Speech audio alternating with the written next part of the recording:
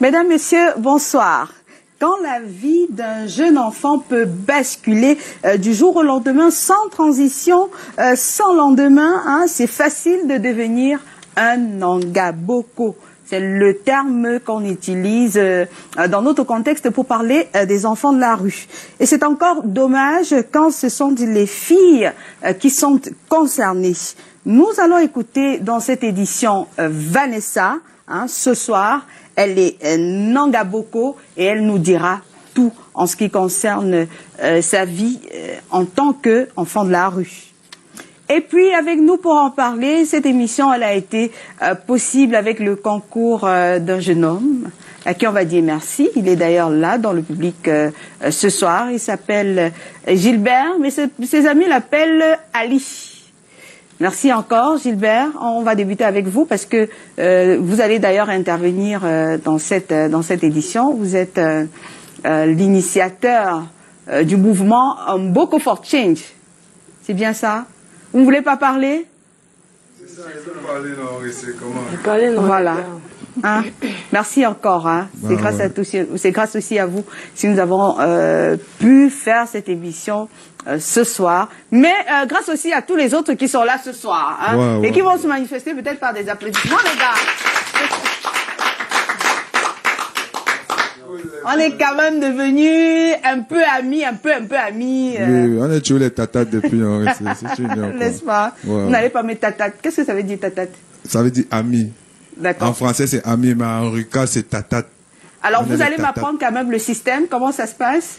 Il y a notre jeune ami derrière là qui m'a dit qu'on va t'apprendre les différentes phases, c'est ça? Les 7.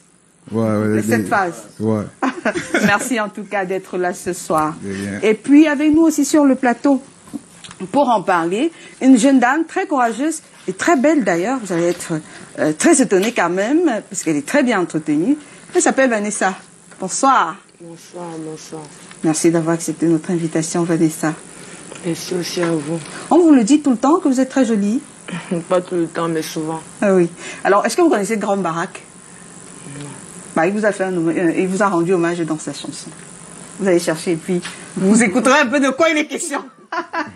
Bon, pas hommage, je vous ai un peu taquiné. Voilà. Alors, et puis nous avons Norbert Nadji, c'est le psychologue ce soir. Bonsoir. Bonsoir Aline, bonsoir à tous les téléspectateurs de Canal 2. C'est toujours un plaisir d'être là et de participer comme nous pouvons. C'était important que vous soyez là aussi ce soir. Merci bien. Alors, elle, c'est Valérie Moukoussa. Elle a l'habitude de travailler justement avec les jeunes, particulièrement les jeunes filles. Merci d'avoir accepté notre invitation, Valérie. Merci Aline, bonsoir. Bonsoir à tous les téléspectateurs. C'est toujours un plaisir pour moi d'être là, surtout quand il s'agit de la jeune fille en général. Voilà. Et puis, nous avons cette personne qui nous fait toujours, à chaque fois, en tout cas quand c'est nécessaire, quand il en sent la nécessité hein, d'accepter notre invitation, Maurice Omo, le psychosociologue, est là ce soir. Merci encore d'être là. Merci, c'est bien. Bonsoir à mes amis. Et bonsoir à mes copanélistes. Oui. Bonsoir, monsieur. C'est nous qui vous remercions d'avoir accepté une fois de plus. C'est toujours un plaisir d'être là. Oui. Alors, le décor est planté et nous allons écouter juste derrière Vanessa.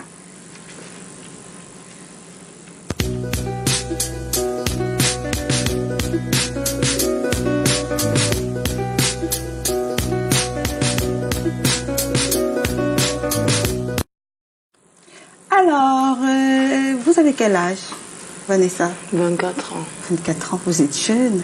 Oui. Ça fait combien de temps que vous vivez dans la rue? 7 ans.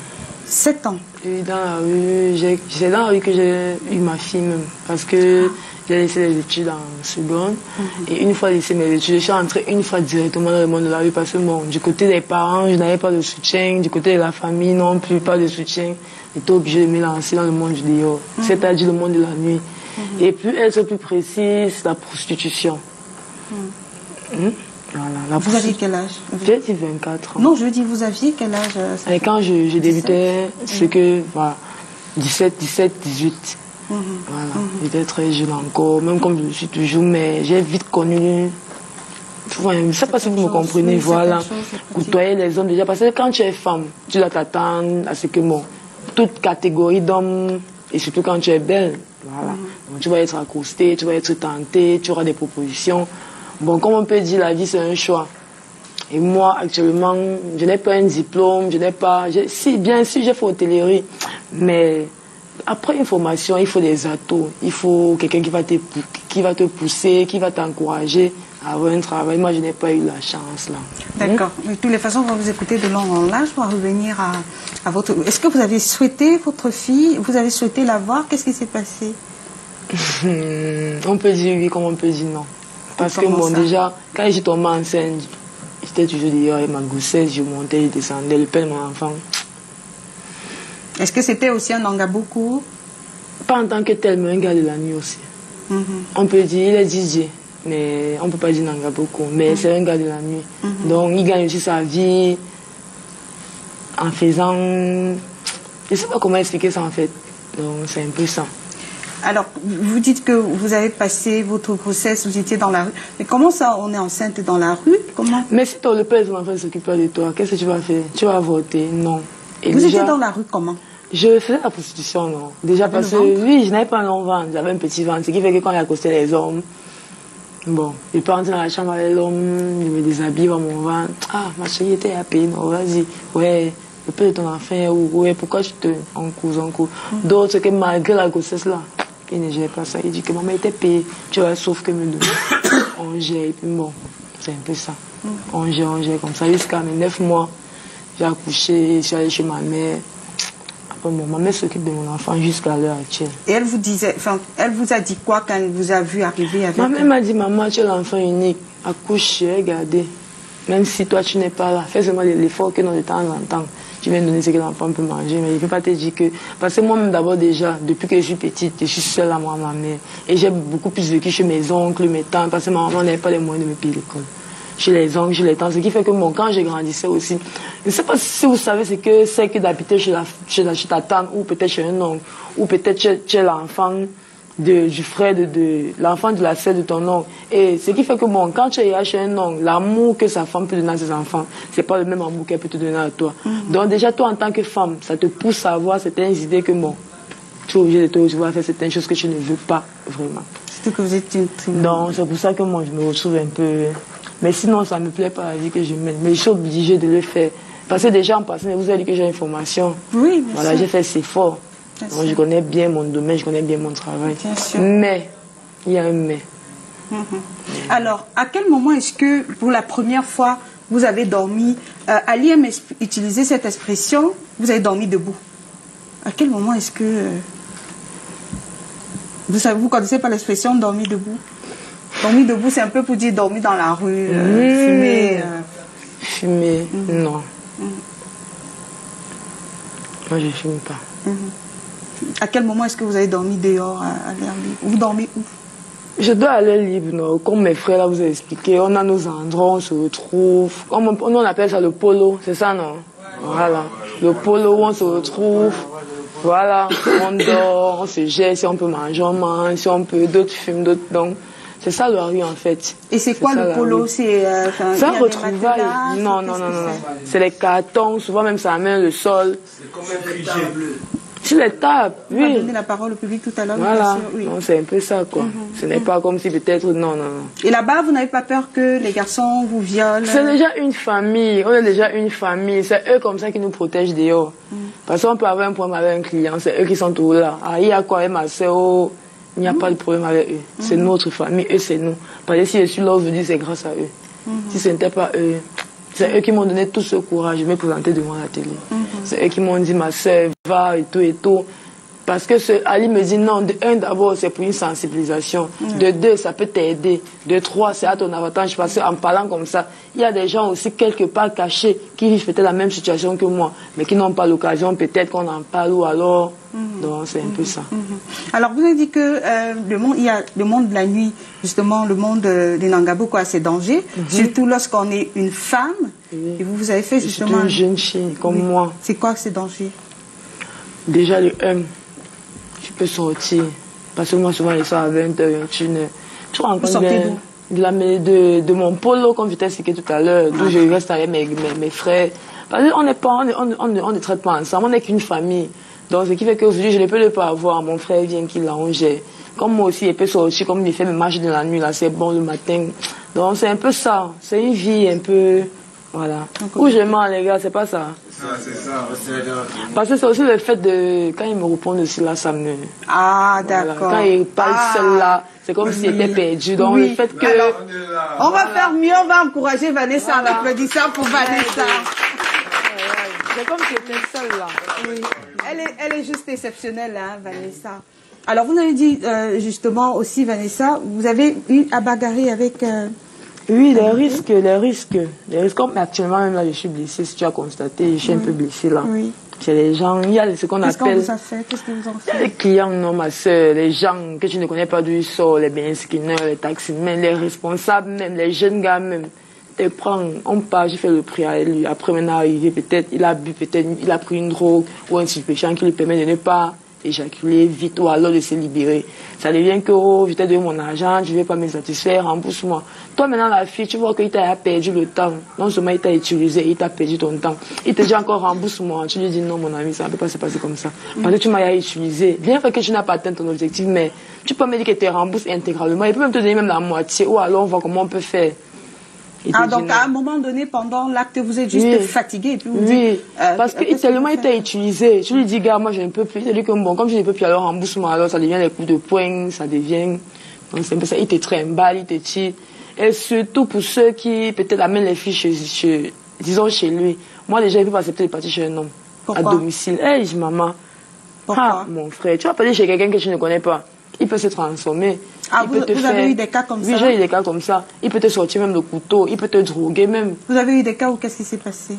Tu arrives chez quelqu'un, il t'offre à boire, tu te retrouves maintenant en train de dormir nu, il t'utilise même sans prison, il te fait ce qu'il veut. Et après, ouf, tu te réveilles même le matin, tu ne le vois même plus. C'est peut-être même les voisins qui commencent à te dire, mais ma chérie, tu fais quoi là? Le gars avec qui tu étais où? Dans les hôtels, plein de trucs, ils te volent même encore tout ce que tu as, tout ce que tu as travaillé toute la nuit. Ah, vous avez eu affaire à des voleurs? Oui, ils te volent. Mais au départ, il ne se présente pas comme un voleur. Il se présente comme quelqu'un de bien intentionné qui veut juste passer un bon bout de temps avec une compagnie. Maintenant, alors, quand vous arrivez, parce que quand tu as une fille, non, tu bois un truc, oui, je bois. Il te file un truc dans la boisson et après, tu te rendors. Là-bas, c'est pour les cas de ceux qui sont malhonnêtes. Donc, pour celui qui est peut-être, qui veut juste du plaisir. Tu arrives à l'hôtel, il te paye, vous gérez, et puis bon, il te dépose même encore, ou alors il te met sur une moto, alors. Mais, jusqu'à là, c'est trop risquant parce que c'est trop risquant. Trop risquant, ma chérie. Alors, vous avez eu des cas où, enfin, des scènes qui vous ont marqué négativement à vie dans la rue? C'était quoi? Des scènes où tu peux aller avec quelqu'un. Même elle en est témoin. On m'a sorti 4 couteaux. Hortense, tu te rappelles? Les gars là qui m'ont sorti 4 couteaux là.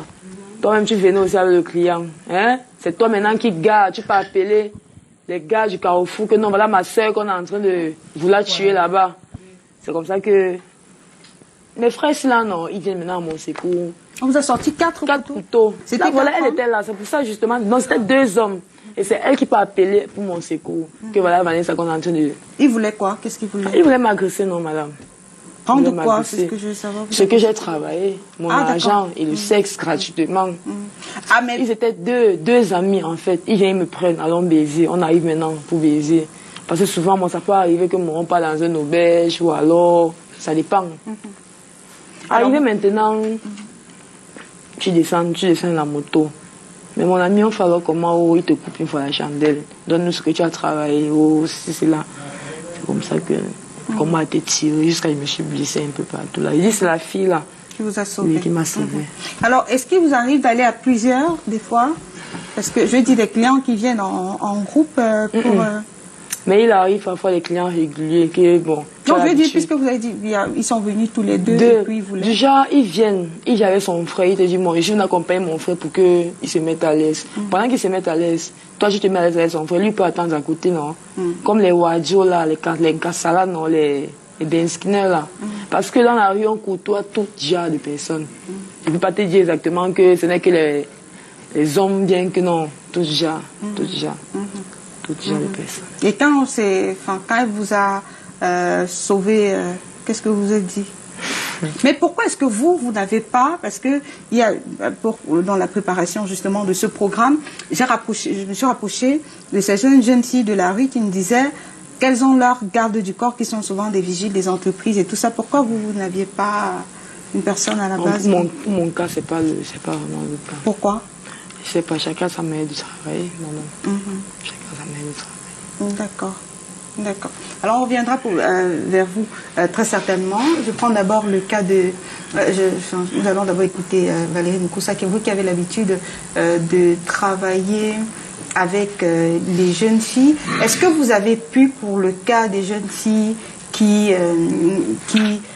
pratiquaient le sexe pour de l'argent dans la rue, est-ce que vous avez eu comme ça à faire réinsérer certaines d'entre elles, arriver à réinsérer certaines d'entre elles dans le cadre de vos activités, parce que vous êtes éducatrice? Tout d'abord, je vais la féliciter pour son courage, parce que c'est pas donné de venir faire ce genre de témoignage. En plus, c'est à visage découvert. Je l'admire beaucoup pour ça. Bon, dans le cadre de notre travail, on a eu à sauver, si je peux dire ainsi, plusieurs jeunes filles. Et ça me fait mal, son histoire qu'elle a racontée là maintenant. Ça me fait même déjà très mal. On a l'habitude de ce genre de cas. Et on réussit du mieux qu'on peut de les sortir de là et puis de les faire soit suivre une formation. Donc tout n'est pas fini, tout n'est pas perdu. Non, tout n'est pas perdu. Elle est même encore toute jeune. Elle est belle. Hein? Elle est très jolie en plus. Alors, Norbert, le psychologue que vous êtes, avec tout ce que vous avez écouté, ce par quoi elle est passée, est-ce que vous pensez que il y aura... Comment est-ce qu'on travaille sur le plan psychologique pour arriver à oublier, à ce qu'elle oublie le passé et puis regarder vers l'avenir? Déjà, je vais m'inscrire dans la même logique que madame tout à l'heure pour féliciter Vanessa pour sa bravoure, son courage. Déjà, sortir des situations pareilles nécessite l'accompagnement et le soutien de la société. La société, l'entourage. On ne peut pas, il n'est pas possible qu'on en sorte seul. Et l'une des stratégies qui aident des personnes, des enfants de la rue à pouvoir y sortir, c'est de faire autre chose, passer à autre chose. On ne peut oublier son passé que si on est porté vers l'avenir. C'est pourquoi il est important de s'intéresser à des éventuels projets que les enfants de la rue peuvent avoir et les aider à réaliser leurs projets.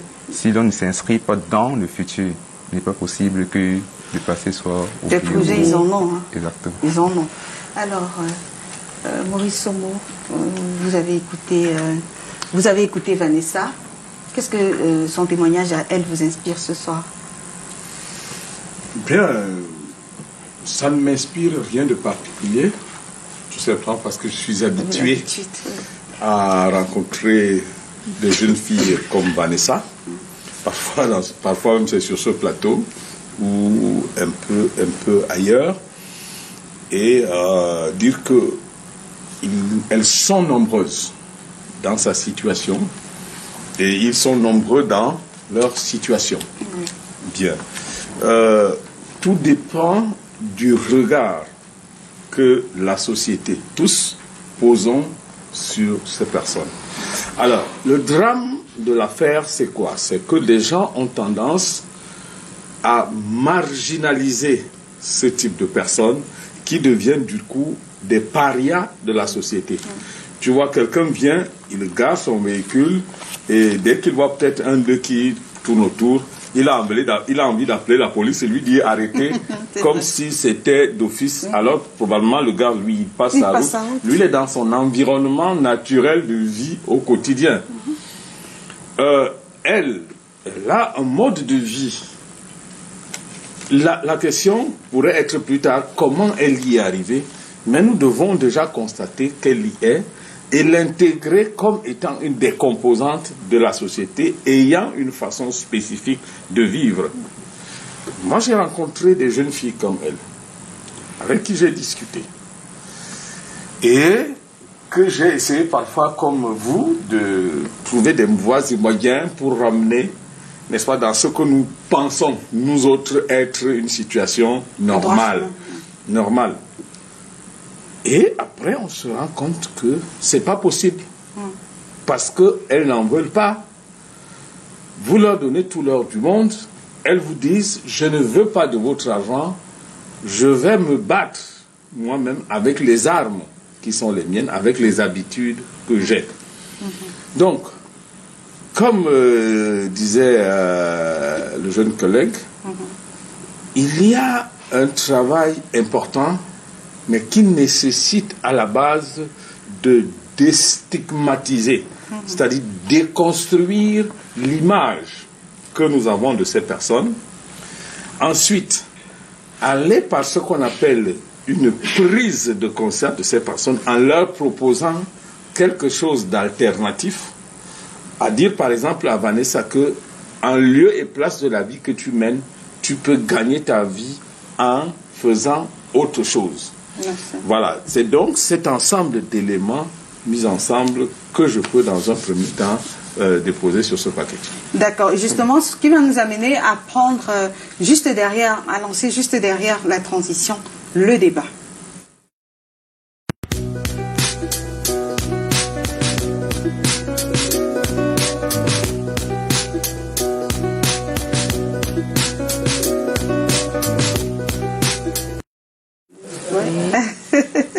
Oui, je disais que le temps passe vite et qu'on va devoir lancer avec le débat parce que Vanessa avait encore beaucoup de choses à dire. Hein. Elle en a beaucoup dans le ventre. Alors, je vais d'abord débuter avec Ali. Alors, dis-nous, vous préférez être appelé Ali ou bien Gilbert? Gilbert Les ou deux, Ali? Gilbert, Ali, ça dépend de vous. Non, mais vous préférez lequel? Vous préférez être appelé comment? Gilbert Ali. Gilbert Ali, les deux. Ouais. D'accord. Je rappelle que vous êtes boxeur. J'étais. Ah, vous ne l'êtes plus. Maintenant, je veux former les jeunes boxeurs. Mon temps est passé. Ils rêvent plus de devenir un champion du monde. Quoi. Oui. Maintenant, ils rêvent de faire des champions du monde. Voilà. Ouais. Alors, vous êtes aussi dans Ngaboko. Vous êtes l'initiateur d'un mouvement qu'on appelle le Mboko for Change. Ouais. Pourquoi est-ce que vous avez pensé à initier un mouvement comme il y en a d'ailleurs plusieurs dans la rue? Vous savez, la rue, c'est un monde que je la connais très bien parce que j'ai vécu dedans depuis plus de 17 ans. Et voyant tout ce que moi j'ai traversé, et voyant ce que moi et mes frères et mes soeurs nous traversons dans la rue, je me dis que on peut faire quelque chose pour changer ça. Ouais, et en plus, le déclic est venu de votre passage à la 11e province. Ouais. C'était même pas la première fois. C'était peut-être... Et moi, dans la vision pour changer la rue, je me dis aussi, c'est vrai que nous, dans la rue, nous, on est venus dans la rue, on ne connaissait pas tout ce qu'on a appris, tout ce que nous, on pratique dans la rue aujourd'hui. C'est une vie qui régnait dans la rue. La rue a sa mauvaise réputation. On est venu dedans. On ne connaissait rien de toute cette mauvaise réputation. Mais au fur et à mesure qu'on vivait dans la rue, c'est comme ça qu'on a appris toutes ces choses. Bon, moi, j'exhorte beaucoup à mes frères. C'est vrai, c'est nous qui devons d'abord changer nos habitudes, nos attitudes pour que les gens changent aussi les manières de nous regarder. Oui.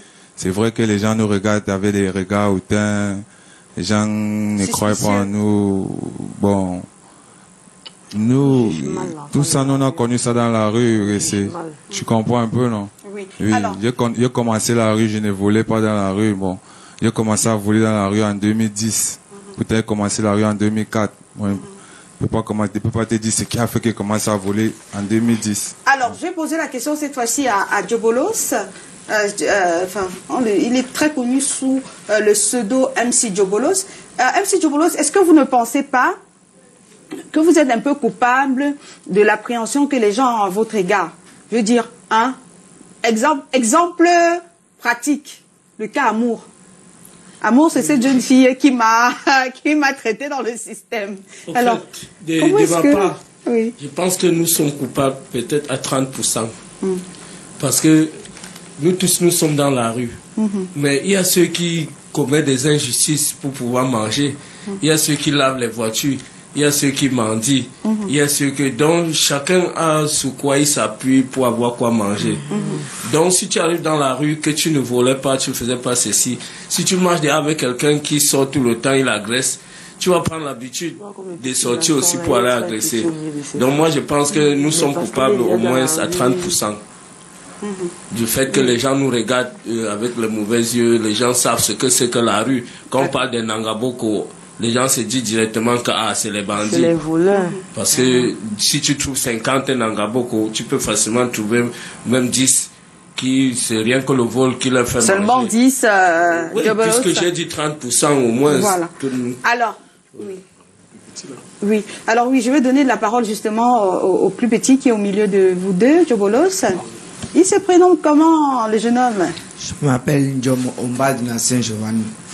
Je retenais Giovanni. Okay. Je retiens Giovanni. Parce qu'on a un collègue qui se prénomme Giovanni. Il est infographe. Alors, Giovanni, ça fait combien de temps que tu es dans la rue? 2 ans. 2 ans. Tu as quel âge? 15 ans. 15 ans. Tu es arrivé dans la rue à 13 ans? À 12 ans. À 12 ans. Mais qu'est-ce qui s'est passé? J'étais là-bas au village au Bala. Je m'avais. Ils viennent d'Obala, c'est loin. C'est là que on parlait d'abord le cacao ensemble. Un jour maintenant, j'avais l'un de mes amis là-bas au village. Il parlait qu'il y a une ville qu'on appelle Yaoundé. C'est là maintenant que je lui ai dit que c'est où. Il a dit que pour aller là-bas, il faut mettre 5 ans. C'est là maintenant que comme il y a les blancs qui viennent souvent là-bas au village, ils payent le cacao. J'ai maintenant pris un émissaire cacao, j'ai vendu à 25 000. Ça arrive à Yaoundé. À Yaoundé maintenant, il ne connaissait personne. C'est là que j'avais le numéro de ma mère. J'ai appelé une fois. Elle a dit qu'il y a mon père ici à Yaoundé. C'est là que je restais maintenant chez mon père à Yaoundé, à Anguissa. On restait ensemble.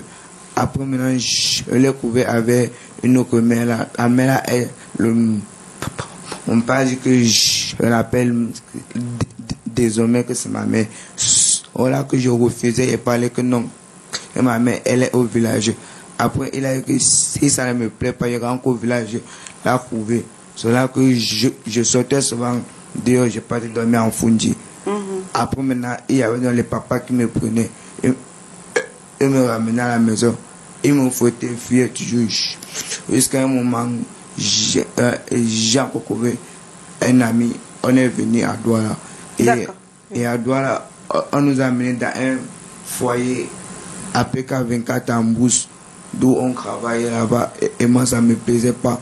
Là-bas, on a encore fui, puisqu'on est arrivé ici dans la rue. Mais lui, il est allé se balader à Bonabéry. Je suis venu ici là seul. Alors, donc, oui, tout est parti du divorce des parents de Giovanni. Hein, les parents ont divorcé et c'est comme ça que la vie du jeune homme a totalement changé. Alors, est-ce que Giovanni, il faut nous dire, hein, tu as tes tontons autour de toi qui vont te protéger. Est-ce que tu as des aînés, les grands dans la rue qui t'ont taxé, qui t'ont demandé le droit de terre? Oui. Au rond-point d'eau, je dormais. En journée, je pars au marché, je peux travailler même 3 000. Je mange 1000 fois. Je cherche une bonne personne au marché, je gagne même 1000 fois. En soirée, maintenant, il rentre. Je suis obligé de donner 500 francs pour que si on me ménage, je ne pas l'appeler. Ah, d'accord. D'accord. Alors, on va prendre notre ami derrière, s'il est d'accord. Ou à moins en rouge Bordeaux, à moins qu'on prenne quelqu'un d'autre. En rouge Bordeaux, vous lui posez une question? Voilà, super. Vous vous prénommez comment? Ayabi Clinton. Clinton, moi j'aime ça. C'est un prénom de gagnant, hein, de gagnant. Alors, dites-nous, est-ce que Clinton, vous n'avez pas l'impression que, mais vous aussi, vous êtes responsable de ce qui vous arrive? Est-ce que vous n'avez pas l'impression que c'est un peu de votre faute quand même? Normal, c'est de ma faute tout ce qui m'arrive là. Et si c'est de votre faute, quand on a reconnu qu'on est soi-même coupable, qu'est-ce qu'il faut faire? Il faut changer. Donc en faisant, mais est-ce qu'on change juste avec la bouche? En le disant verbalement? Non. Alors on va donner... Hein, le système, comment? La parole à qui veut la prendre? Après on revient sur le plateau. D'accord. On reviendra. On revient sur le plateau. Oui. Alors, il se prénomme comment? Oui, je me prénomme Ibrahim. Ibrahim. Ah, madame. Alors, est-ce que vous ne pensez... Vous avez été taxé quand vous êtes entré dans la rue. Est-ce que les grands vous ont menacé dans la rue? On nous a envoyé avec 25, payer un pain, 2 bois de sardines, avec 3 jus. Revenir encore avec le reste. Vous avez fait... Oui. Que ce qu'il dit là, c'est bon. Oui. Bon, quand il fait le genre là, c'est pour que tu rentres à la maison. Oui. Bon, comme aussi, moi aussi, il y avait aussi un gars aussi têtu. Quand c'est comme ça, il va l'appeler, il vient gérer. Oui. Voilà. Ah, voilà des pratiques qu'on fait au nouveau. Quelqu'un d'autre nous dire comment ça se passe avec les nouveaux? Qu'est-ce qu'on fait au nouveau là-bas dans la rue? Ça, c'est pour dissuader les petits récalcitrants qui sont dans les maisons. Hein. Dans la rue, ce n'est pas du tout rose. D'accord, on revient sur le plateau d'abord. Hein. Alors, vous avez écouté... Maurice Omo, vous avez écouté comment ça, on a l'habitude de se passer. Malgré le fait qu'ils sont victimes de bisoutage, ils arrivent toujours à aller dans la rue. Oui. Et après, ça devient une chaîne. Oui, ils arrivent toujours à y rester dans un premier temps parce qu'ils n'ont pas de choix. Ils le sont parce que, en fait, lorsque chacun d'eux te raconte, il a une histoire particulière. Oui. C'est-à-dire que aucun enfant ne naît structuré mentalement et psychologiquement à aller vivre dans la rue. Forcément, il y a un contexte familial qui va progressivement le pousser vers la rue. Donc, et dans ce cas, c'est très difficile parce qu'ils arrivent généralement très jeunes. Lorsqu'il lui dit qu'il a plus de 17 ans, tu comprends qu'il est arrivé très jeune. Ah, oui. Nous avons la preuve d'un enfant de 15 ans qui a 12 ans et allé dans la rue. En ce moment, c'est des personnes qui n'assument pas leur propre responsabilité, dont la responsabilité de l'éducation est directement celle des parents.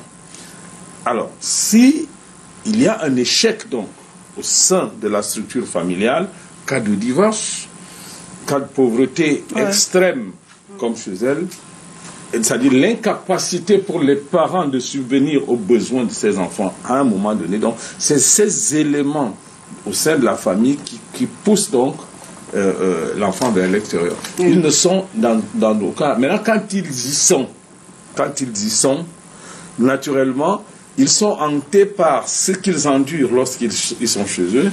Ils sont déjà dans la rue, taxés comme ils sont de Nangaboko et de tout autre, donc avec la stigmatisation et la méfiance de l'entourage. Donc ils sont contraints d'y rester. Le bisoutage auquel tu fais allusion, en fait, ce n'est qu'un baptême par lequel ils doivent passer et qui peut définitivement dans la rue. Et qui peut arriver au viol. Naturellement, oui, ça peut arriver au viol. Il y en a qui ont des habits, on leur verse des seaux d'eau. Hein. Tout à fait. Il y en a qui on va demander de dormir étant debout. Ce milieu de la rue, dans le cadre des recherches que nous autres avons menées, moi j'ai eu l'occasion de dormir dans la rue avec eux pour voir au quotidien comment ils se nourrissent, comment ils travaillent, ils montent, ils descendent, comment ils parviennent à s'en sortir là-dedans. Donc, forcément, après le baptême, vient l'intégration. Une fois qu'ils sont intégrés, ça devient l'habituation. L'habituation débouche sur un dernier stade qui est appelé le stade de la dépendance. Tu arrives, donc quand c'est arrivé au stade de la dépendance, prenez celui-là, mettez-le dans un chalet, si vous voulez, avec tout ce qu'il y a là-dedans. Il vous dira non. Je veux seulement aller là-bas. Je veux aller au Shabbat. C'est là-bas que c'est bon. Au ghetto, je vais aller au ghetto. C'est là-bas que c'est bon. Oui. Ça ne veut pas dire que rien n'est faisable et que c'est là qu'ils doivent rester. Ils sont condamnés à y rester. Oui, j'ai bien appris le vocabulaire, hein, Gilbert. J'ai bien appris le vocabulaire. Alors, Norbert Nadji, par rapport à... Enfin, comment est-ce que vous analysez? Est-ce que vous pensez que tous les moyens sont réunis dans notre contexte pour que, socialement, les Nangaboko soient réinsérés? Déjà, il faut revenir un peu au mode de fonctionnement des enfants de la rue pour comprendre un peu ce qui peut justifier leur décision. Être dans la rue est un mode d'expression. Et la question qu'il faut se poser, c'est de savoir qu'est-ce qu'on veut exprimer. Si vous regardez très bien, pour la plupart, ils se retrouvent dans la rue à un certain âge. notamment à l'âge de l'adolescence. L'adolescence étant considérée comme étant l'âge de la contestation, où le jeune veut affirmer son autonomie. Mais quand il veut affirmer l'autonomie, il veut s'exprimer. L'entourage, qu'est-ce qu'elle demande? Est-ce qu'on essaie de comprendre ce que le jeune veut traduire? Le seul moyen donc pour sortir de la situation et retrouver une vie normale, comme Vanessa l'a si bien dit, elle n'est pas fière de sa vie, mais elle n'est plus rien. C'est de comprendre d'abord l'expression afin de canaliser l'expression. Alors, je m'en vais même d'ailleurs demander à Vanessa, que vous me disiez, Vanessa, est-ce que les filles sont elles aussi victimes de bizutage? Est-ce que vous avez eu, quand je dis bizutage, comment on appelle ça, le chantage voilà, est-ce que par les aînés, Oui. qu'est-ce qu'on vous a demandé de faire? Les anciennes filles qu'on trouve au Carrefour, celles qui sont là-bas, quand tu arrives, que tu n'es pas vraiment une charismatique, comme on peut le dire, elle te dit que ma chérie, tu peux pas te placer là-bas ailleurs. Oui, où je mens. Voilà. Mais il faut être aussi une charismatique pour que tu arrives peut-être dans un Carrefour, tu trouves les filles qui sont là, tu parviens à travailler là, non. Mais je veux dire, qu'est-ce qu'elles vous font? Quel est le baptême qu'elles vous donnent? On vous baptise en quoi faisant? Elle peut monter peut-être les boys, non, venir te déranger. C'est pas ça, on se comprend. C'est un peu plus facile chez les filles. Voilà. Mais dire que non. Parce que pour moi, je ne vois pas une fille qui va venir peut-être quelque part, elle va me dire que non, non. Elle va vous dire quoi? Qu'elle ne te place pas ici, va là-bas. Vous faites comment? Vous réagirez comment? On dialogue avec les paroles. Ce n'est pas que c'est la bouche ou alors que c'est la force. Non. C'est un dialogue qu'on se comprend. Alors, est-ce que vous avez cherché, est-ce que à un moment donné, vous avez voulu retourner dans votre famille? Oui, bien sûr. À quel moment? Au moment où, disons, j'ai eu ma fille et que ma fille a commencé à grandir, je voyais que peut-être il faut qu'elle aille à la maternelle et il faut qu'elle ait une bonne position, quelqu'un qui peut bien s'occuper d'elle, comme ma mère s'occupe d'elle, où je peux aussi moi-même dormir, où je peux être à l'aise. Mais qu'est-ce qui vous a refroidi? La famille. Parce que déjà, comme je suis allée chez Déo, pour eux, c'est que je suis déjà à Nangaboko, comme j'ai fait des années. Ils vous ont dit quoi concrètement? Tu reviens à la maison, les regards là-bas sont différents. Quand tu viens, n'importe qui ferme sa porte, même les plats de ton temps, tu ne peux pas toucher. Donc il y a une différence. Donc certaines choses qu'on te fait, toi-même tu te sens mal à l'aise au point où non, tu veux seulement partir. Donc c'est un peu ça. Mais comment vous particulièrement, vous qui dites ne pas consommer des stupéfiants, comment vous arrivez à vivre au milieu de ceux qui en consomment? Parce qu'on se connaît bien. Sans être tenté. On se connaît bien. C'est-à-dire? Pourquoi vous n'en prenez pas? Parce que je connais les conséquences. Mais vous fumez quand même? La cigarette? Oui. Quelle fille de la rue ne fume pas la cigarette, madame? Je fume la cigarette, mais autre chose, non. D'accord. Alors, je pense qu'on va prendre quelques commentaires sur la page Facebook. Mais avant, je m'en vais demander à Valérie qu'elle nous dise quels sont les rêves des filles avec qui vous avez eu à travailler. Bon, comme toute fille normale rêve d'avoir une situation stable, d'avoir un bon travail, d'être mariée, d'être dans un foyer, de bien vivre sa vie, s'occuper de sa famille. Mais bon, je voulais attirer un peu l'attention des uns et des autres sur le fait que parfois les enfants qui se retrouvent dans la rue, surtout les filles, pour les cas que j'ai eu à voir, il y a c'est vrai, on peut parfois jeter la responsabilité sur les parents. Quand il y a souvent les cas de divorce, ou alors les enfants qui vivent avec les oncles, les tantes, il y a souvent eu des cas de viol. Des cas de viol. Oui, la maltraitance. C'est ça parfois qui amène l'enfant à fuir de la maison. Mais il faut aussi noter qu'il y a des enfants qui, je ne sais pas, comment on dit souvent au quartier, on accouche, l'enfant n'accouche pas son cœur. Il est vraiment dans le confort, mais il parvient quand même à se retrouver dans la rue. Soit par le biais des rencontres fortuites qu'il a eues avec certains ses amis. Oui, comme ça il se laisse entraîner. Parce que quand j'ai même suivi le témoignage du petit garçon là, je pense que c'est à peu près ça. Parce la mauvaise compagnie. À l'entendre parler, je ne vois... Il était certes avec sa maman, qui ne vivait pas avec son papa, mais je ne pense pas qu'il souffrait tant que ça. Mais bon, son ami l'a emmené à partir de la maison. Et il se retrouve où ils se retrouvent. Mais bon, il faut dire que le professeur l'a dit tout à l'heure. Parfois, il y en a ceux qui on va tout faire, ça va pas marcher. Il y en a ceux qui ont fait, ça marche quand même. Et puis, la personne est insérée. Alors, il y a Landrine Dongo qui nous dit, je vais juste souhaiter du courage à Vanessa, mais pourquoi elle a fait la vidéo qui tourne? Il ne s'agit pas de Vanessa de Facebook, hein? Non. Elle porte le prénom Vanessa, c'est tout. Parce qu'il y a une vidéo à polémique là. Non, ce n'est pas d'elle qu'il s'agit. C'est pas d'elle qu'il s'agit. Alors, je reviens au mouvement Mboko for Change avec vous. Qu'est-ce que vous entreprenez de faire concrètement? Où est-ce que vous en êtes? Dans Mboko for Change, il y a les différentes activités qu'on veut vraiment mener parce que dans la rue, je sais qu'il y a beaucoup de jeunes qui savent faire quelque chose dans ces différents types d'activités. Il y a comme la musique. Il y a la boxe. Il y a le cinéma. On veut faire des films documentaires dans le but de sensibiliser les gens sur le phénomène de la rue. On veut montrer notre vécu de la rue dans le documentaire. Et on veut aussi faire dans l'agriculture, l'élevage. S'il y a certains centres de formation qui veulent vraiment aider à former d'autres dans les formations professionnelles, il y a des jeunes qui sont intelligents dans la rue, qui savent écrire, qui savent lire, qui savent bien écrire, qui peuvent faire une formation professionnelle. Bon, si on ne vous dit pas, vous ne pouvez pas connaître parce que vous ne savez pas ce qui se passe dans la rue, vous ne savez pas comment on vit, mais dans la rue, il y a les talentueux ici.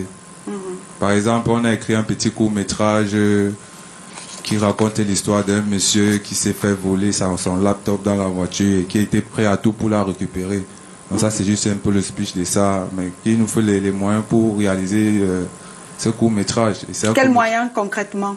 Bon, il nous faut la production. Il faut quelqu'un qui va nous aider à produire ça. Quoi, par exemple? Je veux dire que pour produire techniquement, vous avez besoin de quoi? Est-ce que c'est d'un réalisateur? Est-ce que vous voulez mettre carrément une maison de production là-dessus? Oui, ici, il y a une maison de production qui veut nous aider à le produire. Ça va beaucoup nous aider. Nous faut le matériel. Signer avec vous? Ouais, ça va beaucoup nous aider. D'accord. Et il y a aussi dans la musique, ensemble avec Jobolos, on a sorti un son. C'est la mort du son. Ah non, on ne veut pas mourir en tout cas. Hein. Non, c'est la grosse patte, c'est la déchirure. Tu vois, bon, c'est qu'il nous faut, on veut faire la vidéo de ça aussi. Bon, on a des moyens aussi qui nous manquent. Les gens, beaucoup de gens n'ont pas de travailler avec nous, c'est vrai. Bon. Alors, Jobolos va nous dire lui-même. Jobolos, tout va bien dorénavant parce que vous avez une longue histoire avec la musique qui s'est achevée à un moment donné. Parce que vous étiez dans une période de votre vie où vous vous cherchiez encore. Ouais, ça me rappelle en 2005 sur Nescafé Revelation. Mais disons, la rue m'avait tenu captif et puis j'avais perdu d'abord l'esprit. C'est-à-dire, je ne voulais plus rapper, je voulais vivre comme un Mboko. Donc quand je me lève le chap, je boum là seulement les mots, je taxe seulement et fais seulement les way de la street. Bon, après, quand j'ai fait la prison, je suis ressorti, j'ai trouvé mon frangin Gilbert qui avait ce projet. Au fait, il avait déjà monté le projet. Donc il fallait qu'on commence à marcher pour toquer les portes parce qu'il nous faut d'abord une caméra, il nous faut ceci, il nous faut la maison et tout. Il faut qu'on commence à Waka. Donc j'ai d'abord décidé, parce qu'avant je cramais tellement, je fumais trop de la cocaïne. J'ai pris conscience. J'ai dit que bon, et si je vais évoluer le tout, s'il faut d'abord s'entendre les mauvais way. Mais vous êtes désintoxiqué. Mais oui, avec sa présence, avec le soutien d'un grand frère qui me connaît, je l'avais sa voiture ici à Immeuble La Finale. C'est lui qui m'a permis d'aller à la cantine me faire désintoxiquer. Oui, vous n'étiez pas dans un bon état, hein, Jobolos. Oui, vous m'avez vu. Oui. En fait, j'ai eu l'infection pulmonaire, j'ai eu beaucoup de maladies que j'allais mourir. Oui. Donc tout ça, le Seigneur a vu, parce que j'ai d'abord donné ma vie à Christ. Ah. Ça, avant, je ne priais pas. Oui. Mais maintenant, je suis membre de la CPC à Bonamoussa. PCC, pardon. Bravo. Ouais. Oui. Donc, grâce à Dieu, bon, je résiste parce que je suis toujours tenté quand même, parce que je viens toujours vers mes frères, vers le ghetto et tout. Oui. Mais je parviens quand même à résister parce que si nous, on veut être les Mboko for Change, c'est d'abord nous qui doivent être l'exemple. C'est-à-dire que même nos frères de la rue doivent voir que, mais vrai, voilà, MC. ça a changé.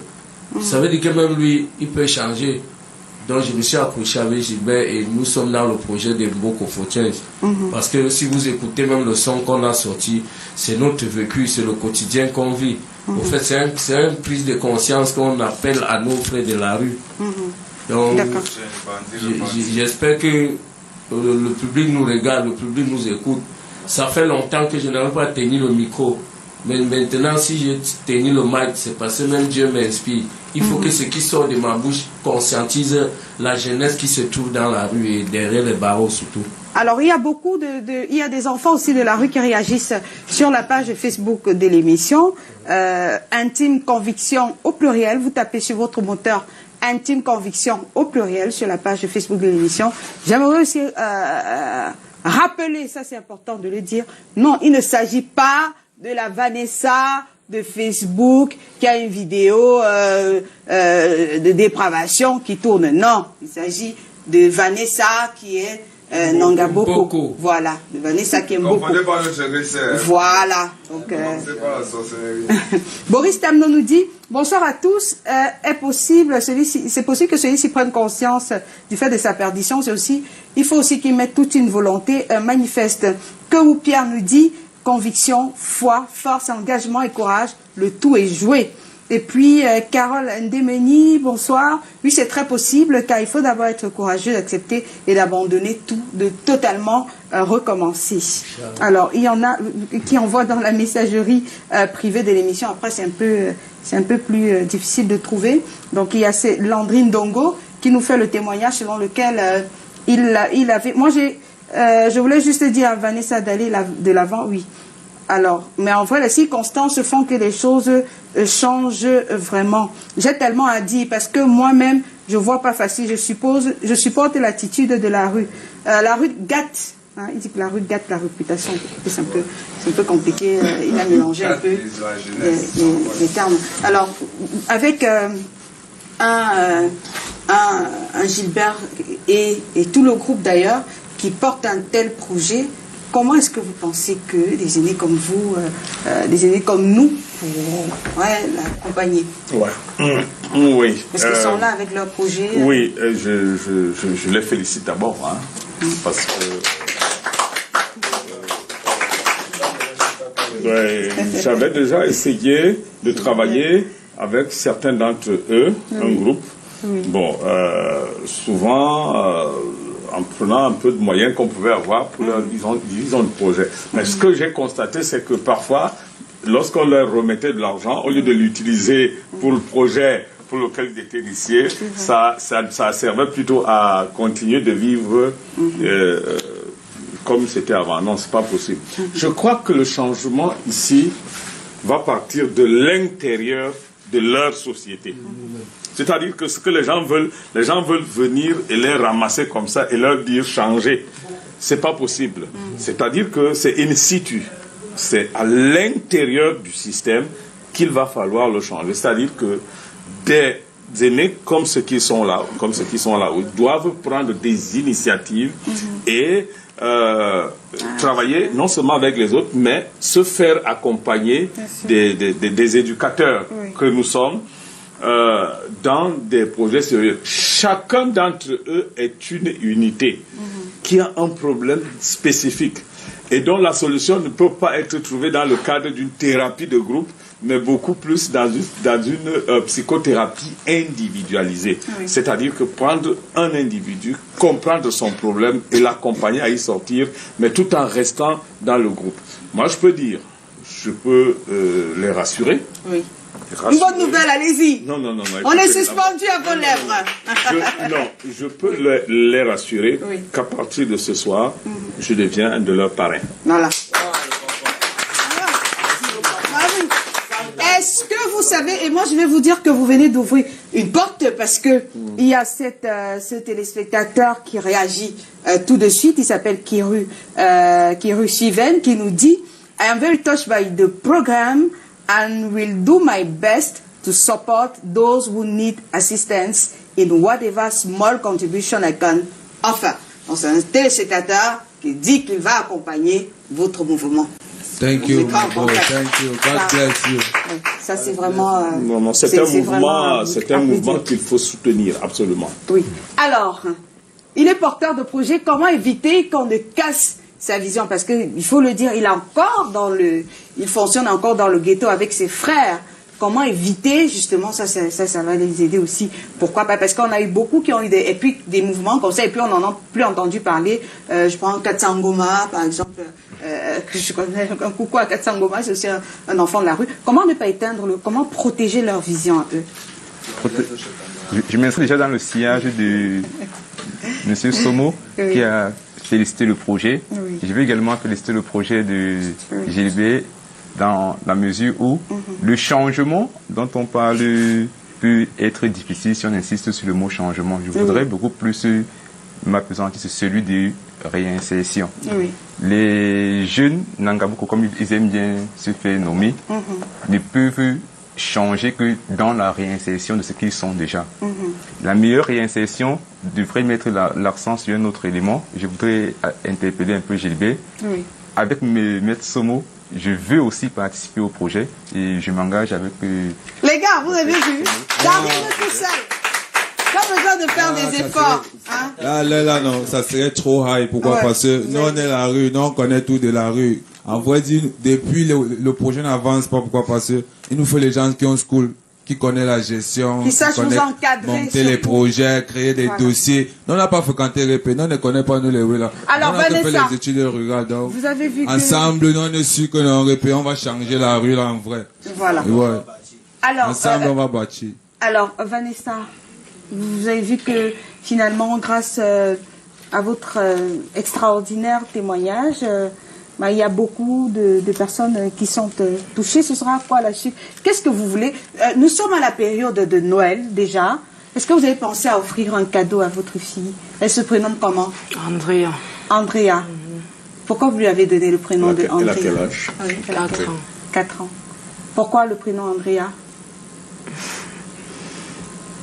Pourquoi? Parce que ça me plaisait. Ah, juste parce que Andrea dans Beverly Hills. Non, ça me plaisait. Une star. D'accord. Alors, qu'est-ce que vous pensez lui offrir comme cadeau à la Noël? Déjà qu'elle fait la suite, je ne sais pas, mais peut-être même une poupée ou alors les trucs que les enfants aiment bien. Une poupée? Oui. Oui. Mais moi aussi, je vais offrir un cadeau. Dès demain, vous passez à la radio, Suite FM, et puis vous aurez aussi un cadeau de ma part pour Andrea. Merci. Et enfin, non? Oui, mais c'est Noël. Arrêtez de confiance. C'est Noël. Maintenant, on regarde de la tata. Peut-être, Valérie, vous avez quelque chose à ajouter dans le cadre. Est-ce que vous avez des associations? Vous pouvez les mettre en contact avec des associations avec lesquelles vous travaillez? Je veux dire, les jeunes filles. Oui, nous travaillons en partenariat avec beaucoup d'associations. Parce que déjà même, enfin ça dépend, parce que dans la rue on trouve aussi beaucoup d'enfants de la rue généralement se droguent. Nous sommes en partenariat avec des associations qui s'occupent des personnes qui se droguent. Nous sommes en partenariat avec des associations qui aident les jeunes filles à... Et ils font quoi exactement pour les gens qui se droguent, qui fument? Ils font quoi exactement? Ils vont voir dans quelle mesure vous désintoxiquez. Voilà, je veux savoir. Oui, voilà. Parce que vous nous avez dit, Djobolos, dans le cadre de recherche justement qui concerne l'émission, vous avez dit, qu'est-ce que ça veut dire dormir debout? Parce que vous nous avez dit qu'il y a des filles qui dorment debout. En fait, en dehors des filles, il y a même les garçons qui dorment debout. Qu'est-ce que ça veut dire dormir debout? Dormir debout, je veux dire, nous dans la rue on appelle ça que le piquage. Le piquage, pourquoi? Parce que si par exemple tu as d'abord le retard de sommeil et que tu consommes encore de la drogue, sois-en sûr, tu ne pourras pas tenir debout même 30 minutes sans dormir. Et tu ne dors pas un sommeil d'où tu t'oublies, mais je me rappelle quand même quand moi-même j'ai piqué. Donc tu peux me voir, je descends un peu là. C'est pas moi qui fais. On applaudit ton courage. Donc, moi, ça m'arrive plus, mais je vous dis que ça se passe. Oui. Si vous partez partout dans le métropole, là, au boulevard de la Liberté, vous allez trouver des jeunes. Vous n'allez pas donner les lieux après, je m'excuse. Vous allez trouver des personnes qui dorment debout. C'est pas parce que, bon, il y a quelque chose qui se passe.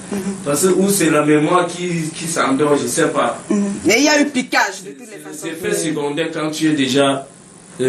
Quand tu es déjà peinté, quoi, comme on dit, quand tu as déjà fumé de la drogue et que tu as un retard de sommeil, du coup, tu ne peux pas tenir debout. Alors, moi, ce que je ne comprends pas, Djobolo, c'est pourquoi vous n'avez pas fait retourner chez lui. Le petit, là? Oui. Bon, lui-même, il peut vous dire, ça fait peut-être 2 jours qu'on le prie au rond-point. Ouais, ça fait pratiquement 2 à 3 jours qu'on lui prie au rond-point là-bas. Parce que, qui vient dormir ici à quoi? Parce que là-bas, il se sent, il dit que quelqu'un l'a arraché tout. Chaque fois, il travaille sur un gant qui vient tout au point. Avec lui, il dit qu'on doit aller le chercher même parce que moi, il doit le casser la bouche, petit frère. Tu as, oui, on doit le trouver. Il va te battre comme tout est doux. Non, on ne casse pas. On ne casse pas la bouche. Hein? On ne casse pas la bouche. C'est un petit, on doit le protéger. C'est comment? Non, mais alors renvoyons, mais pourquoi vous ne le renvoyez pas chez eux? Chez sa mère. Chez sa maman. Chez sa maman. Oui. C'est Noël qu'il nous dit, Giovanni. Alors, qu'est-ce que tu aimerais avoir pour Noël? Giovanni, à lui, donnez-lui le micro. Si on peut organiser ça pour lui, pour Noël, ce serait bien. Ouais. Ce que j'aimerais avoir pour Noël, oui. Premièrement, d'abord pour moi, quand moi je suis venu dehors et resté avec les gangs, j'ai vu que la vie de dehors, à moi, j'aimais avoir l'école, je me suis arrêté en 5e. J'ai vu que j'ai d'abord envie d'avoir mon BPC. Après j'ai dit que non, il ne fréquente même plus. Que j'oublie tous mes parents jusqu'à je meurs. Après on m'enterre. Jusqu'à il reste dans le grandi. On n'est personne. Alors vous voulez quoi? Tu veux quoi comme cadeau, Giovanni? Le vélo. Tu veux le vélo? Mais tu ne veux pas papa et maman? Plus jamais. Pourquoi? Bon, donc peut-être au sortir de l'émission, hein? Un message peut-être à papa, hein? Ou bien oui, c'est... On peut faire un message à oui. Je crois que ce rejet des parents, il sait de quoi je parle, traduit toute la nature conflictuelle de la relation qu'il a vue avec eux et qu'il y a amené. Donc, toute chose faisant, c'est pas totalement fini. Il faut rentrer dans ce qui a structuré ce conflit pour y retrouver la solution. Il peut le dire ce qu'il dit là, mais dans tous les cas, forcément, dans des stratégies qui sont appropriées et que nous n'avons pas le temps de développer ici, on sait très bien reconstituer le mode relationnel qu'il a avec ses parents. D'accord. Alors, l'autre question que je pourrais poser à vous, le psychologue, Norbert, on le laisse donner un message à ses parents ce soir ou bien hors antenne? Vous l'avez observé? Vous l'avez observé? Je l'ai observé, je pense qu'il est mieux qu'il s'exprime hors antenne. Hors antenne, d'accord. Oui, parce que dans s'il te plaît, dans son expression faciale, il y a des signes de l'angoisse. Ouais, c'est un enfant angoissé. C'est vrai qu'il est avec ses parents, mais en réalité, il n'est pas encore véritablement, totalement intégré dans cet environnement. Et donc, ça, on va travailler avec les aider. Il faut faire vite. Il s'est déjà exprimé. Et je suis presque sûr que les membres de la famille l'ont vu. Ils l'ont reconnu. Et ils ont également compris ce qu'ils pouvaient traduire à travers et l'émission peut servir de relais, pour le retrouver. Alors, Noël, c'est dans quelques jours en tout cas. La magie de Noël commence déjà à agir. Nous avons déjà notre sapin qui est tout prêt et qui fait des merveilles. La petite Andrea aura son cadeau. Maintenant, on va voir ce qu'on va pouvoir faire parce qu'il faut... le jeune Giovanni, il a besoin de son vélo. Est-ce qu'on demande à vous, les grands? On est en train de sortir déjà. Oui, Djobolos. C'était pour vous rappeler que nous, on a notre page sur Facebook. Oui. Boko for Change. Boko for Change. Oui, for Change. Donc, et nous, on avait prévu fêter entre nous les gars du groupe. Parce que notre groupe, le concept, c'est les enfants de la rue qui veulent donner un sens à leur vie. C'est pas tout la rue. Parce que nous, on sélectionne. On voit que celui-ci veut changer. Il est décidé. là on est ensemble. Parce que c'est pas toute la rue. D'accord. Parce qu'on peut prendre tout le monde, mais il y a certains qui se plaignent d'être là déjà. On ne peut plus rien lui dire qu'il va comprendre. Voilà. Donc il faut que ça vienne de soi-même, que celui qui voit que vraiment c'est déjà tout. D'accord. C'est mieux. D'accord. Est-ce que Gilbert, vous avez approché les pouvoirs publics pour vous faire accompagner? Pas encore, mais on a envie de faire des statuts d'association parce qu'on m'a dit que pour aller vers les pouvoirs publics, c'est mieux d'aller avec les statuts, les légaliser déjà. Bon, avec un grand marché Sandagaï, on a créé on a fait des statuts. Maintenant, on va voir comment on va rassembler, créer le bureau exécutif. C'est la démarche essentielle. Ouais, c'est la démarche qui est là pour l'instant qu'on a envie de faire. D'accord. Votre ami à côté ne parle pas avec le chapeau? Un mot, on est en train de sortir, hein? Oui. Oui. En fait, moi, c'est bonsoir d'abord. Oui, bonsoir. Moi, c'est Bill Fighter. Fighter. Oui. Vous consommez trop le Fighter. Fighter. Oh, je le taquine. Oui. Moi, il fait juste la musique. Je suis aussi dans le groupe de Boko Foutien. Oui. Alors, moi, je ne peux pas m'empêcher de vous interrompre là tout de suite parce qu'après, le message, il va se perdre. Christian de Jésus dit, je donne mon vélo au petit Giovanni. Ah, il a son cadeau d'anniversaire de Noël. Voilà. Oui. Rapidement, on est en train de sortir. Oui, je suis aussi dans le groupe de Mboko Foutien pour l'exploiter, pour qu'on puisse aller de l'avant. Oui. Puis, enfant de la rue, on ne peut pas dire qu'on est égaré. On est tout perdu, mon frère. On peut se défendre à la sortie de là. D'ailleurs, nous sommes à la sortie de là. D'accord. Alors, on va faire rapidement le tour pour conclure. Hein. Vous, Vanessa, est-ce que vous avez... C'est la période magique hein, de Noël. On va faire comme ça se passe ailleurs. On va dire que c'est la période de magie. C'est le moment peut-être de faire un vœu. Si c'était le moment de faire un vœu, qu'est-ce que vous direz au Père Noël? Mon vœu que je pourrais dire au Père Noël serait qu'il m'aide dans... On entend l'année 2020, non? Oui. À bien sûr à trouver un travail dans mon domaine, qui est l'hôtellerie, avoir une bonne stabilité, où je peux bien dormir avec ma fille, ma mère. Parce que je ne peux pas dire qu'il va encore rentrer chez nous. Là, c'est menti déjà. Une stabilité avec mon enfant, mon travail. Quelle est la garantie que si quelqu'un veut vous accompagner, vous n'allez pas... Vous avez appelé ce que Amour m'a fait comment? La jeune fille là qui m'a... Le système... L'abus. Emma Senta, mais comment est-ce que... Voilà. Comment est-ce que être sûr que vous n'allez pas Senta la personne qui vient vous aider? Non, papa, ma mère, c'est Dieu seulement. Oui. Parce qu'elle m'a fait ça dur, hein. Il m'a dit, c'est Dieu. Oui. Parce que j'ai d'abord la bonne volonté d'abord et je sais que Dieu va m'aider à réaliser mon vœu. N'est-ce pas? Oui. Alors, vous, pour sortir, qu'est-ce qu'il faut dire? Pour sortir déjà, pour sortir, je voudrais qu'on mette également l'accent sur la prévention, dans la mesure où aller dans la rue, ce n'est pas un acte gai. Il faudrait que l'action soit faite en amont, déjà au niveau des familles, également au niveau de Gilbert, qui peut également avoir des actions. Même Vanessa, tout le monde, on peut avoir des actions. J'appelle également tous ceux qui ont fait la rue et qui s'y sont retrouvés, de venir également comme ça, soutenir ceux qui sont dans la rue et de nous accorder également un soutien, accorder le soutien à Gilbert. Mais ça mérite qu'on interrompe là. Oui, parce que il y a cet autre Karim Ismaël, qu'on connaît très bien d'ailleurs. J'ai 150 000 pour Noël. Pour Vanessa, j'ai 150 000 francs pour Noël. Vanessa, vous nous promettez, vous allez sortir, non? Vous allez revenir ici sur Canal 2 et vous nous direz que vous êtes sortis. C'est promis. Parce que ça n'arrête pas. Il y a des messages que je perds. Gaël Bagegana qui dit Vanessa, je prendrai désormais soin de vous. Il y a beaucoup, des messages n'arrêtent pas. Donc on va faire un récapitulatif. Et voilà, à la fin de l'émission. J'espère, il faudrait que Vanessa revienne. On se donne quel délai pour nous dire qu'elle va bien? Nous allons travailler quand elle pensera que c'est vrai.